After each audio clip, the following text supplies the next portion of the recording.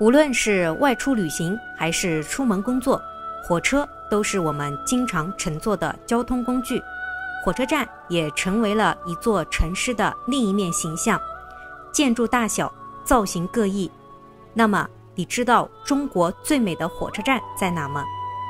当看到这里，或许你已经知道了答案。没错，就是我今天要说的南京站。大家好，我是彩云飘飘，我现在是在江苏南京，这里呢是南京火车站。南京站被誉为中国最美火车站，为什么会这样称呼呢？看看它的前面就是玄武湖，这个风景是不是非常的漂亮？它的北面呢是小红山，也是我国唯一一座依山临湖的火车站。今天这个视频就带大家看看这座美丽的南京站。南京站位于南京市玄武区，始建于1905年，原址是在南京下关地区，当时是叫江宁车站。1927年改成了南京车站，1949年的时候才改名为南京站，在1968年迁到了这里，并正式开通启用。它也是我国第一个采用高进低出方式的火车站。南京站承担着京沪、沪宁、皖赣三线铁路线和沪、宁、杭、金三角地区旅客及行李包裹运输业务，是高铁、动车、普快、货运为一体的火车站。广场前的这座雕塑是叫孟州，寓意着映着蓝天，映着湖水，映着川流不息的四海宾朋。它是出自于中国雕塑院院长吴为山之手，是他专门为南京青奥会创作的。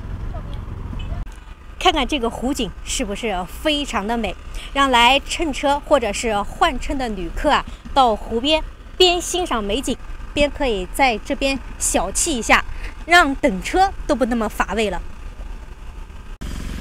它这个湖中间还有喷泉，看看已经开始喷泉表演了。玄武湖是南京的著名景点，江南地区最大的城内公园，也是中国最大的皇家园林湖泊，被誉为金陵明珠。前方高楼林立的地方就是南京的市中心，最高的那座是南京的第一高楼紫峰大厦，高度是450米。南京站目前是有南北两个站房，南站房是在2002年改造，2005年改造完成投入使用。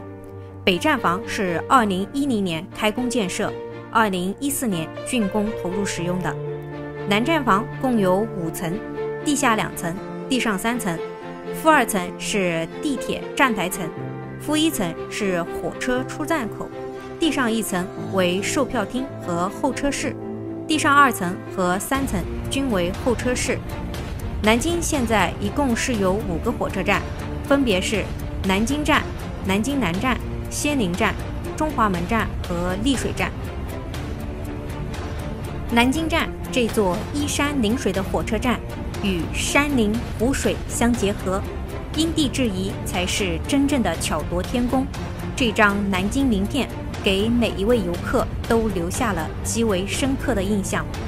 整红山、临湖泊，让这座火车站更加的绚丽夺目，不愧为中国最美火车站。